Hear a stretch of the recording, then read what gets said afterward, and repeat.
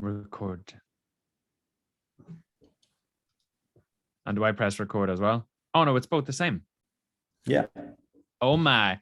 Ben Heron, welcome to the Everyday Heroes podcast. You are the first guest, and it's an honor to have you on it. And from the first conversation I had with you and many kind of conversations, I guess, on Instagram before that, I was intrigued by who you are, what you do, and just had to get you on this then as one of the guests. So thank you for taking the time and looking forward to the conversation.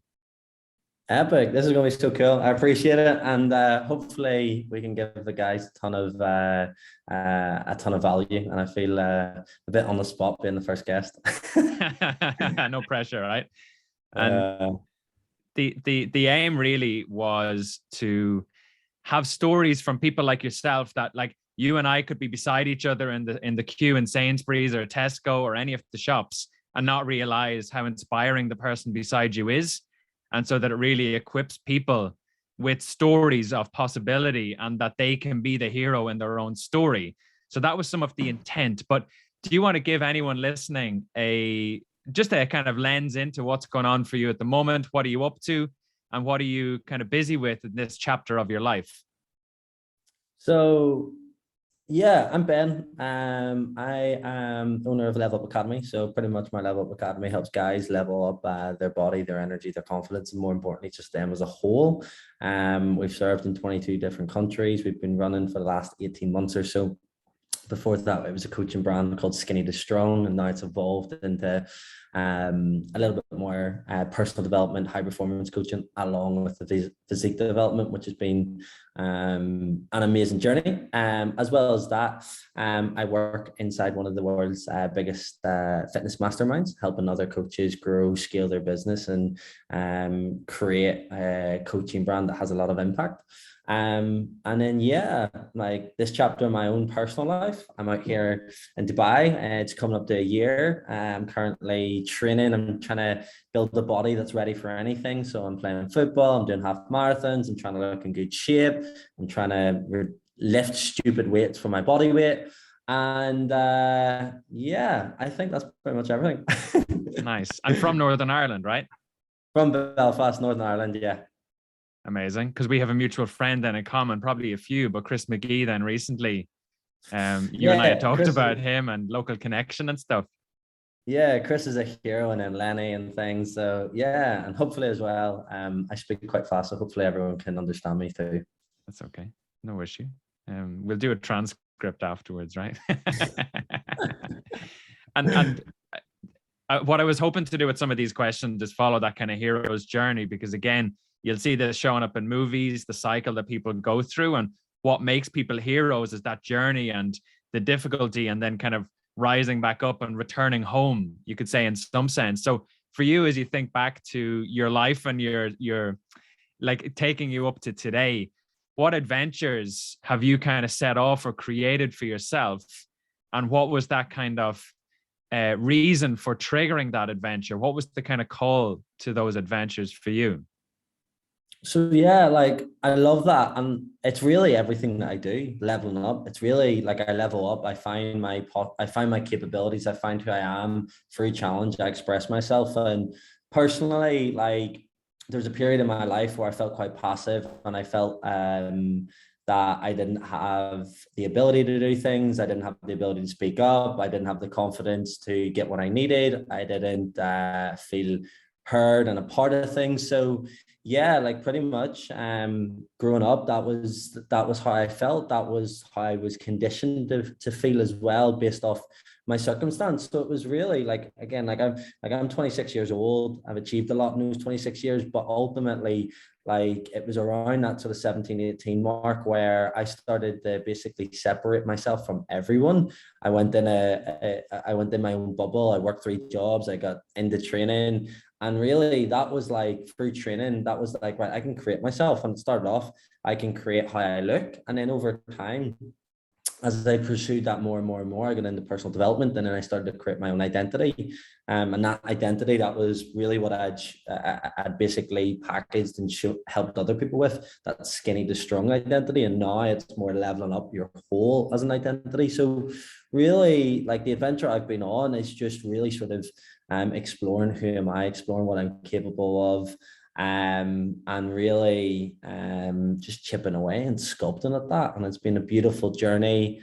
I've turned into, like we were chatting on another call, I've turned into someone that goes and gets things. I've went from passive to now in charge, and really doing what I want to do and going after my goals.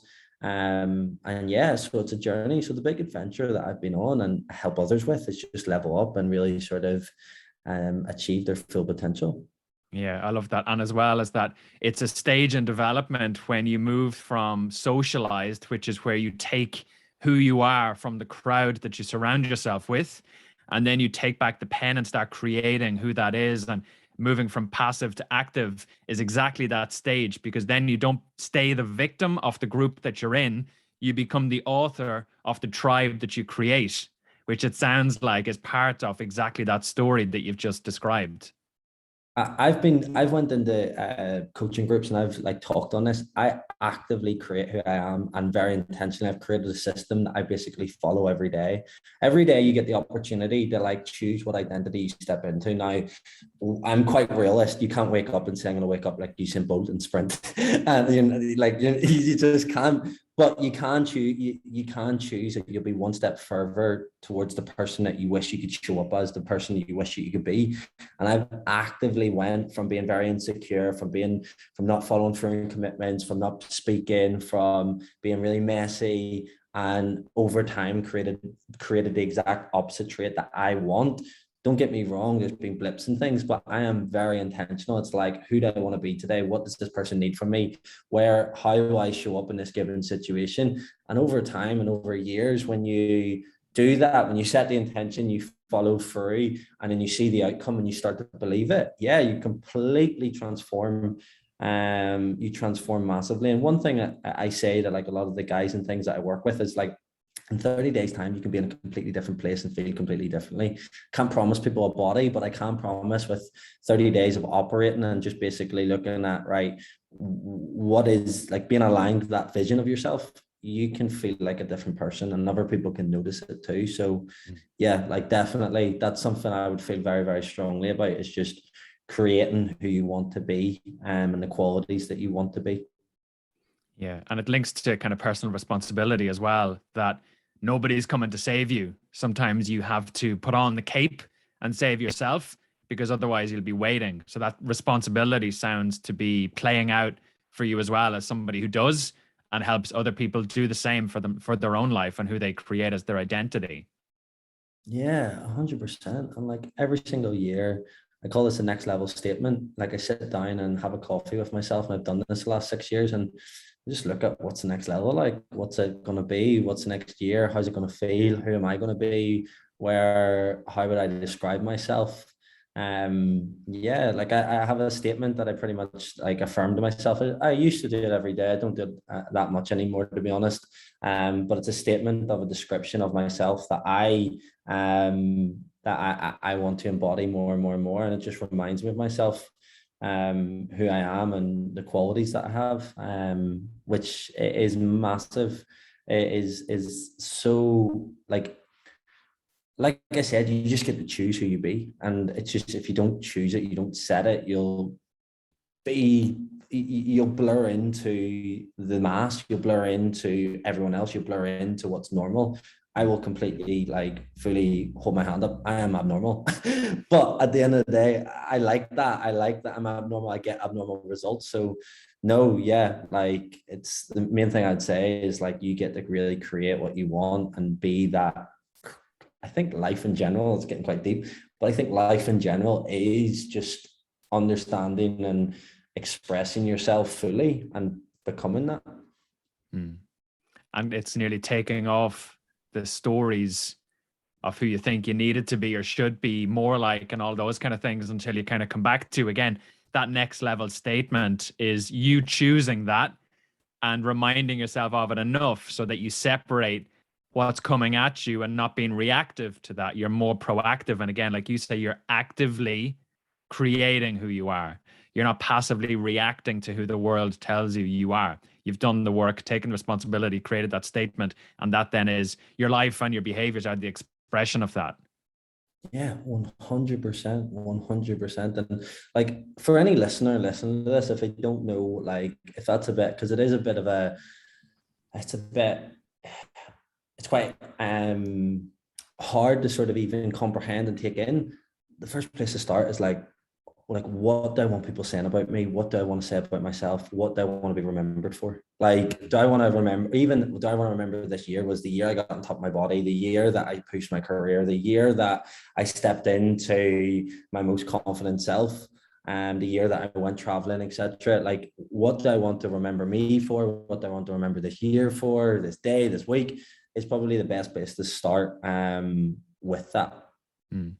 And maybe to be selfishly share something as well. I have a friend, Mary, she's 95, and she's going to be on one of these podcasts as well once I figure out how to get her on Zoom, right?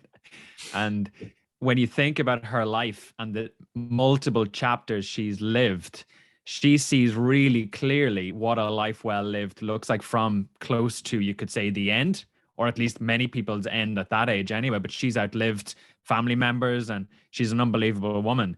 But again, we forget to begin with the end in mind, which is one of Stephen Covey's 7 habits, where all the bullshit along the way is removed because we realize who we are and what's important at the end cuts through any of the noise in the meantime. 100%. And like, sometimes, like, when I made this decision to like go away and things, it's like I asked myself, what would 80-year-old Ben say right now? And like, even just looking at that further, and you can really tap into what you really feel is right. So no, and I think as well, like, sometimes getting her opinion and things will be massive. So it will. Yeah. Is there a moment where you've used that wisdom in yourself, like, or a moment that you've had similar thoughts or crafted or directed yourself? Yeah, 100%. So I found a journal from when I was about 15 or 16. And I had the words I wanted to be able to use to describe myself, like honest, humble, but confident, integrity, all of those kind of things, loving, kind, thoughtful. And then I try every day to just live into that. And again, like you say, it's amazing what being intentional can do to proactively moving into the world rather than reactively moving away from the world and retreating. It's very different when you're intentional. And even one of the people I was coaching recently, and this is getting more about me than about you, Ben, so you're deviating here, right? But he struggled with that work-life balance and spending time and being present with his children when he got home in the evening. And one of the things from High Performance Habits by Brendan Burchard, he would say, every doorway is an opportunity to be intentional about who you will be on the far side. So he was then intentional about the father he wanted to be. And that radically shifted his literally transformation through the door into the character he was then playing, or the part of himself he was playing. So we can set up these intentional things or boundaries that trigger a version of ourselves. And that was quite powerful. But I've tried to do that for me. Like when I go on stage to speak, I make eye contact with people. I don't look around or look inward and get nervous. I focus on how can I be of service? And even those reframes make a massive difference into how you show up. But I know that spending time with you, I'm going to learn a lot about leveling up as well and kind of growing and developing more of who I am, because I have a quote that Lenny told me about a while ago. He's like, hell on earth would be meeting the person you could have been. And that's a motivator. It's up on my wall looking at me all day long. But I try to live into that. And I played small for too long, Ben, because of fear and self-doubt. And now it's time. Now it's time to have the impact and hopefully help other people have the impact that only they can have. And that's the fire in my belly that I want to bring to the world. But if we go back to your adventure and that kind of call to Dubai and leveling up and doing that work for yourself, was there ever like those moments of like hesitation or uncertainty, or before you kind of jumped in with 2 feet, what was the thought process there that kind of maybe delayed it or held it back? Or was there anything like that that stopped you or kind of delayed it or slowed it down a little bit? There's always uncertainty, and I think if you're not getting uncertainty, it's probably a thing that you need to look at. Like you're probably flatlining and not really pushing through boundaries and things. So yeah, like definitely. But in like, is this in the move or like All? in any, all? Yeah. Yeah, 100%. Like probably one of the biggest ones I'd probably say in regards to, yeah, like there's a few things like when I first moved out, I remember that really clearly, and I struggled because I moved out quite early. I remember starting off coaching. I remember as well, like when I got that position in the mastermind, I was 22 years old. I was helping individuals all around the world. Like, been in the industry 20, 30 years and running massive businesses. And I was like, who am I?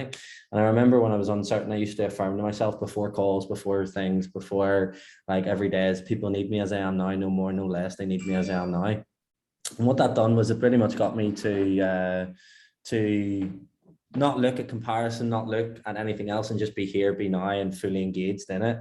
And really just sort of accept that people, I suppose, people want a hero, people want a leader, people want that. And you don't need to be a certain age or a certain, like, don't get me wrong, I'm not going to be, again, I'm quite real. Like you need to have a skill set and things, but it gives you that ability to at least try and show up. So that was probably a big moment where I really sort of, for this podcast, hero, that was a moment where I really sort of tapped into that hero moment.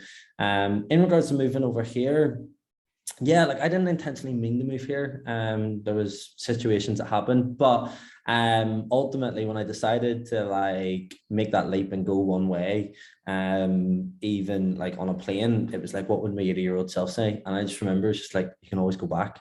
Like you can always go back. So that was a moment. And yeah, there's been a lot of uncertainty. There's been a lot of uncertainty at moments. And at the end, like another thing that I look at, and I suppose for anyone to share, for me to share and for them to step into that sort of hero in themselves, it's just operate from vision, not circumstance. So make a decision from where you want to be, make a decision from the person that you want to be, make a decision from the person that you'd like to be, someone that you look up to. That's a vision that you have, or a trait of a vision that you have.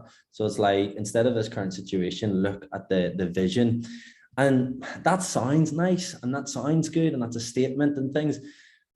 But even in reality, like even in like really tough times when people get sick, when there's debt, when there's all sorts of things, like you do just have to look at it as it's a wave. There's more, there's further, there's better days ahead. And even in those uncertain moments, you just even have to lean into that vision more and more and more and more and more.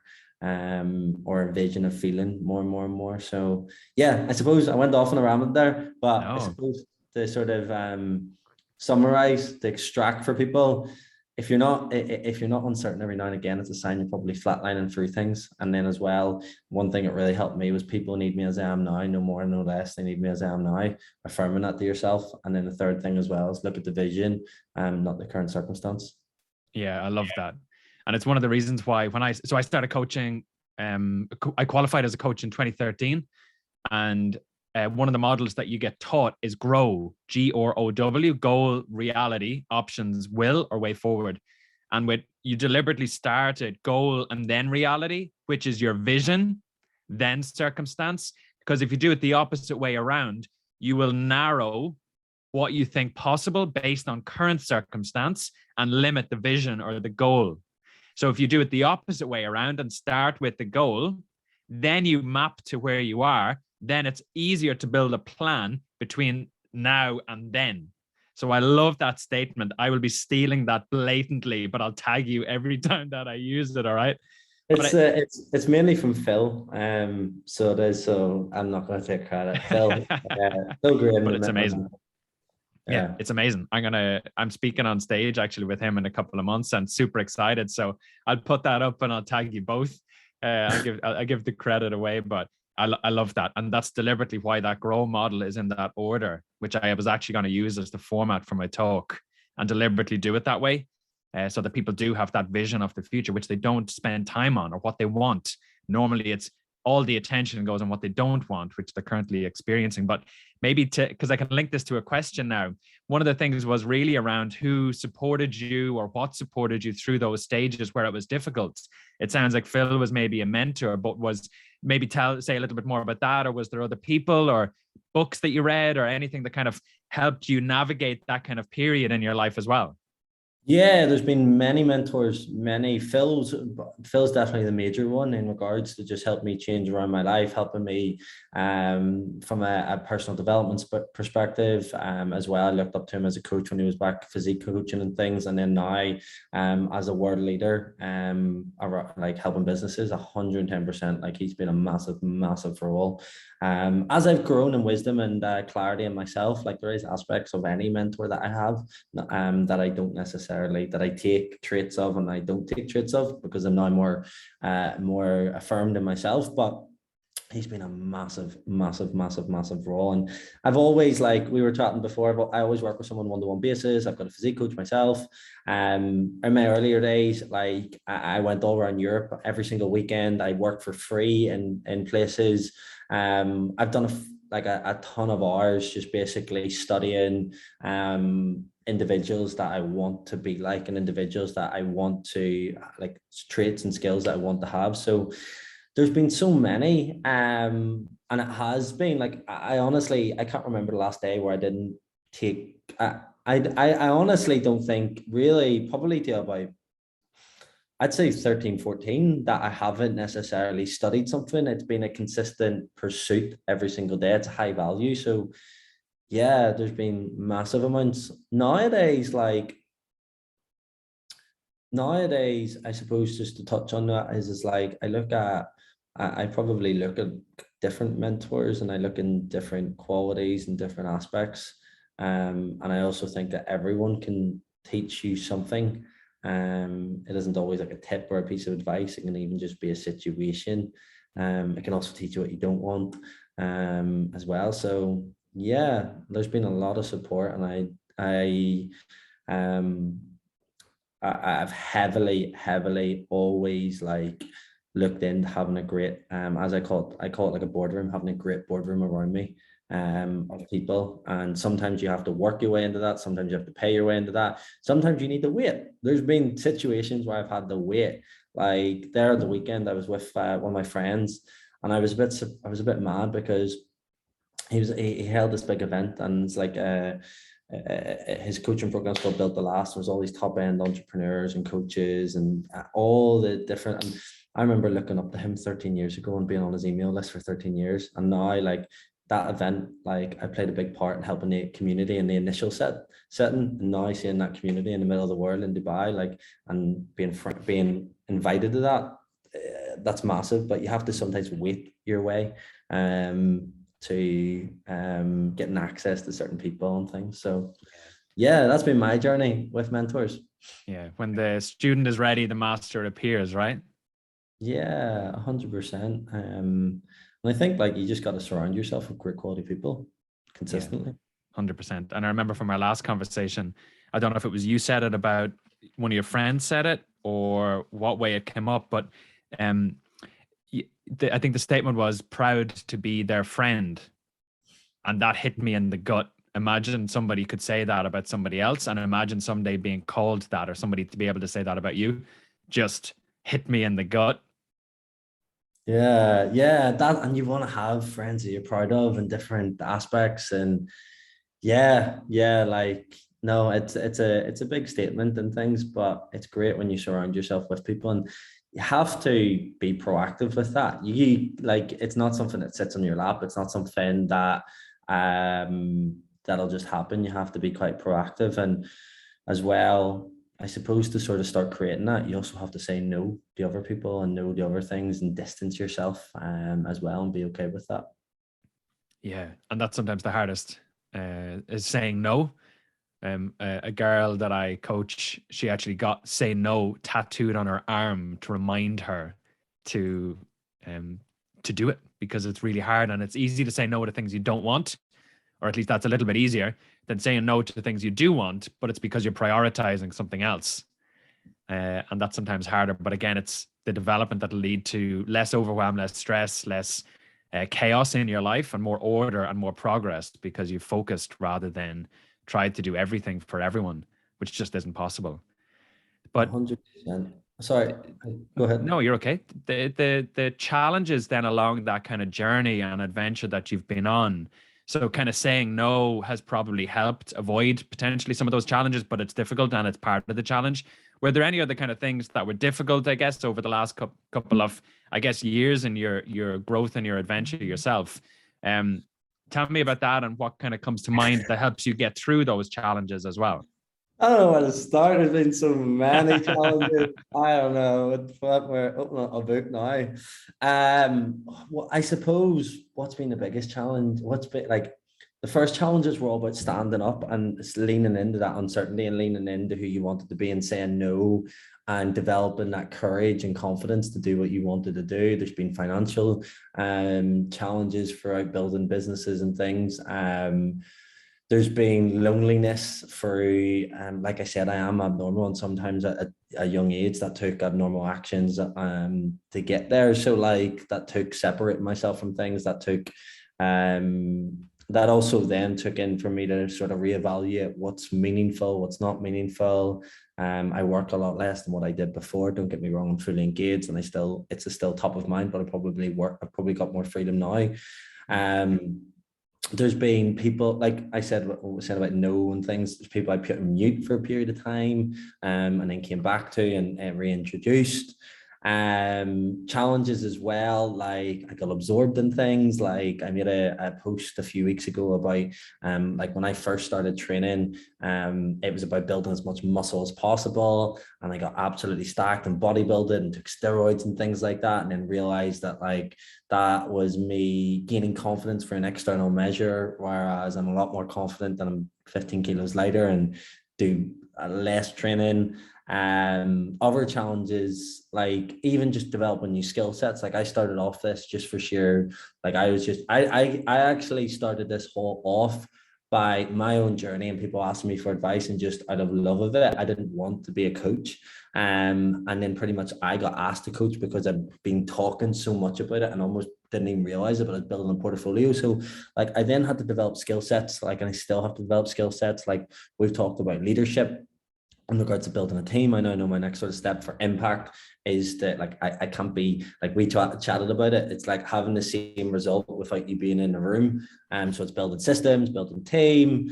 Even now, like there's so many like skills that I've had to develop in regards to, like we've talked about, like emotional awareness and to really connect with people and really bring them to that sort of state of change. So yeah, like there's been a whirlwind of challenges. Probably the biggest challenge, just having the balls and the guts to do what you want to do and be who you want to be. And doing that would probably be the biggest challenge that I would say. I say that, like I was on a podcast a few weeks ago, and I probably like when I say it out, I probably don't realize, but there's been a lot of challenges under the surface that I have just gritted through. And so I'd probably say that I'm probably not giving everything, but there has been just times where I've just had to grit through things and get things done on a consistent basis too. Yeah. And those kind of inner challenges, there's a book, and I just can't think of the name of it, but it's an audiobook I was listening to, and they say it's like thorns on a thorn bush, and that those inner challenges are things that get kind of caught in life as you're kind of moving through it, because you are the thorn bush and they're being caught in stuff. But with, like, I go to a therapist, and I know we've talked about that before, and kind of coaches and that kind of stuff, the thorns seem to soften, and those inner challenges soften as well, because we've softened to them and with them, and our relationship to them changes so that they don't have the same effect as we're being pulled through the world. And I think that's probably, there's an external set of challenges, like you said, financial, and like not having people around you is all external, but loneliness is different to solitude. And sometimes solitude is where you're powerful on your own and comfortable on your own, rather than feeling I'm not surrounded by people. But those also lead to lessons and insights and a reinforcing, like you've said, of your deeper confidence in yourself, not on external measures, but on an internal kind of compass, you could say. So what were some of those lessons for you that came from some of those challenges? Yeah, and I love that. And I shared this morning, probably about an hour and a half ago before this. And it's not the issue that's the matter, it's your relationship with the issue. So like this individual's had a tough time, and then I asked him how was he feeling today, and he was like, I'm still feeling really poor. And I was like, it's okay, I have that, but the thing that really helped, like I said one thing I would really like sort of invite you to look at is your relationship with that given issue. Like we are human beings, we are biology, we will have different moods, we will have different feelings. We will also have things that happen to us, but it's our relationship with that issue or with our current being that we need to really sort of look at each and every single day as well. Like I think that this is something probably more recently that I've gained an insight in, is like the way I describe this is right, is like you have so many thoughts in your head on a daily basis, and like you will always have thoughts that are for you, thoughts that are against what you're doing. Like you'll always have like you'll always have thoughts that are positive and negative towards a situation. No matter, yes, like sometimes you'll train yourself and you'll be more positive, you'll see that upside, but there always will be negative. There always will be negative there. And the way you want to look at this is like in your mind, you want to pay attention to that commentary. And when those negative aspects come in, just like look at it like a flatmate, look at it like a roommate that you live with, and just not, instead of shouting back, just being okay with it, just understanding it, just getting curious. For me, like I've leveled up, I've changed.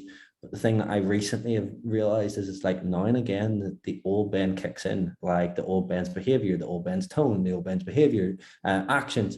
And it's like, instead of getting annoyed at that, it's like recognizing that's a moment. It's not your character. It's not who you are. It's not permanent. It's temporary. And the bit I'm getting at is it's like, it's changing your relationship with an issue, with a thought, with a situation, that really is the key. So that's a big realization I probably gained the last sort of year or two, is your relationship with issues. Yeah, I always say it's not the thing, it's the thinking about the thing. And if you can change, again, like you say, the relationship with it, well, then you automatically, if there's a relationship, there's two parts. So you're already separating yourself from the thing. So then you can observe that there's a connection, which is what you're saying, the relationship. And that helps you objectively look at it rather than personally be caught in it. Yeah. And one of my good friends in Switzerland, I'm going to have her on the podcast as well. She's just an amazing person as well. And she gave me an exercise, which was walking in a forest and picking a tree that represents how you want to feel. And I'll send you the picture of the tree. And it's not the tree, it's the thinking about the tree. And I've had people since, because I talk about this every time I speak to kind of groups of people as part of their kind of PT qualifications. And I've had people send me pictures of the trees and they're like, that's my tree. And they can't believe it because it's not the tree, it's the thinking about the tree. I did it with an ex-Premier League footballer a couple of weeks ago, and he sent me the tree. And he's like, that's it. That's the guiding force in my life right now. It's crazy. And I'll someday when you're in Bangor, Northern Ireland, or I'm in Dubai and there's a forest somewhere in Dubai, let's pick your tree. Let's do it. I love that. I love that. We need to definitely do that. So I really like that. And as well, you said about the kind of loneliness as well. And that can be some of the lessons as well, is that you've upgraded both your own culture within your mind, but also probably the people that you're surrounding yourself with.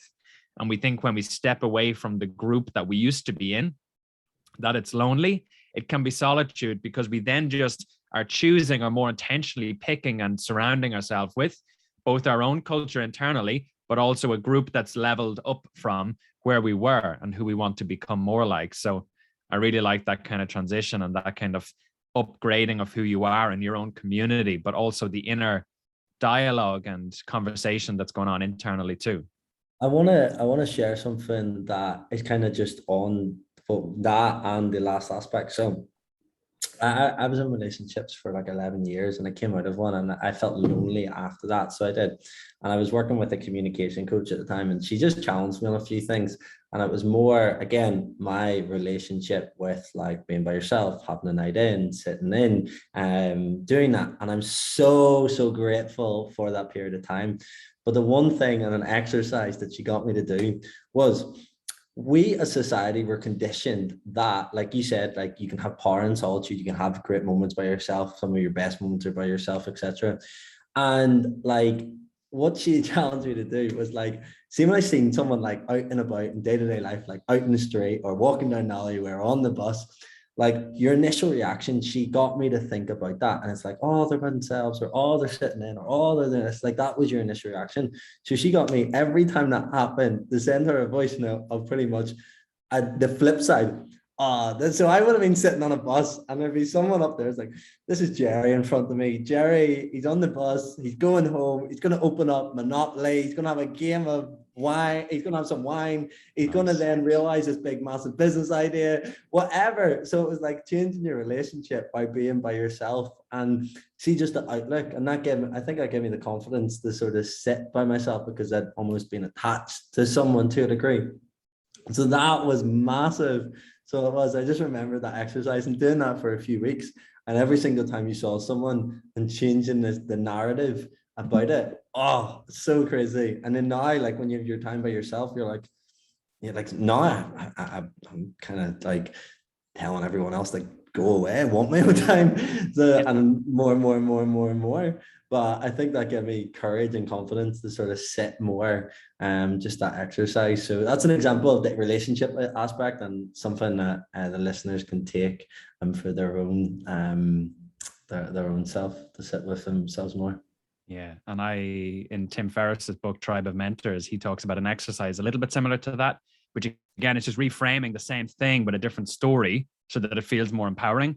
And he has this practice called loving kindness, which I think came from one of the top people in Google, if I'm not mistaken. And it's from that book. But what it is that if you're out and you're on your own in a coffee shop, let's say, and you're people watching, or you're in anywhere, all you do is either picture somebody in your mind if you're on your own and there's nobody around, or look at the strangers and just wish them to be happy.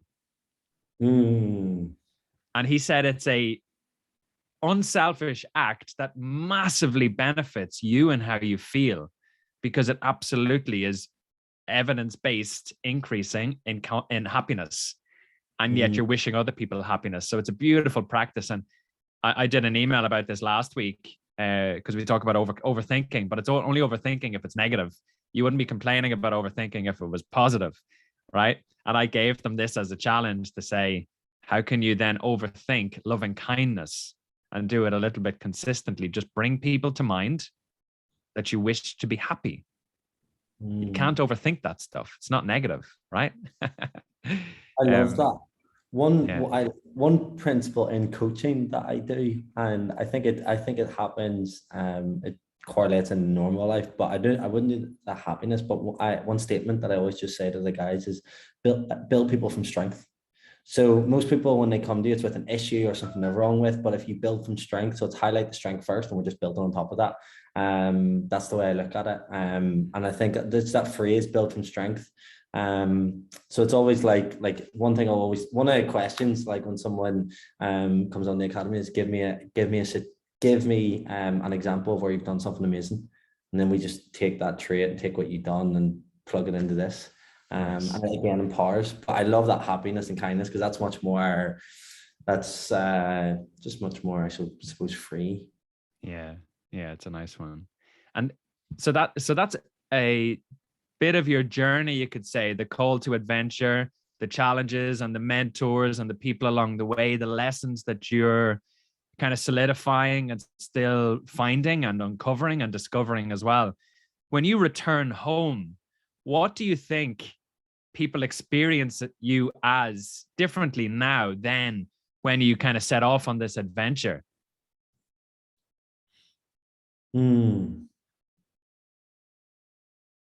Yeah, like I think like I actually am returning home in the next few months, so it's kind of interesting. But I think uh, uh, a lot of situations that I go into, people sort of rely on me. People rely on me as a leader. People rely on me as a rock. They always see me getting after it, an inspiration. In regards to like I do what I say I'm gonna do. I go and create that. Also, someone that they can talk to. I think because I've been through those struggles and I've recognized them, not repressed them, and so yeah, like I would say I would like to think that someone that people can rely on for help and someone that they can look at from a role model perspective in regards to their own standards, their own body, their own training, and what's possible. And I think like I always just give. So someone that is like I was saying, I felt like I felt years ago I was in a shell, whereas now I'm out and I'm giving and I'm talking and I'm sharing and I'm helping people navigate. So yeah, like a corner man, I'd probably say. Like, what was the thing? Corner man. Say more. A corner man. So like someone like if they're in their own fight, but they come to me as a corner to get a bit of advice. Like Oh, just nice. yeah. Nice. I love that. Yeah. And if you were to coach or advise somebody to become a hero in their story, where do you think you would start? Just I would look at the things that they need themselves and embody that. Like if they need better health, they need better training, I would look at that. If they need more energy, I would look at that. If they need someone to be the soundboard, need that, I would look at that and really help them step into that. And as well, just help them realize that like everyone around us wants led, everyone around us wants heroes, everyone on a day-to-day basis wants someone to look up to, someone to be there, someone to care, someone to lean on. So yeah, that would be like that's really where I would look at and really get them clear. Like when you're so locked in on that, on who you're becoming, on who your vision, you just you just start changing as long as you've the right support and things. Yeah. And I suppose like so I'm gonna go back on that.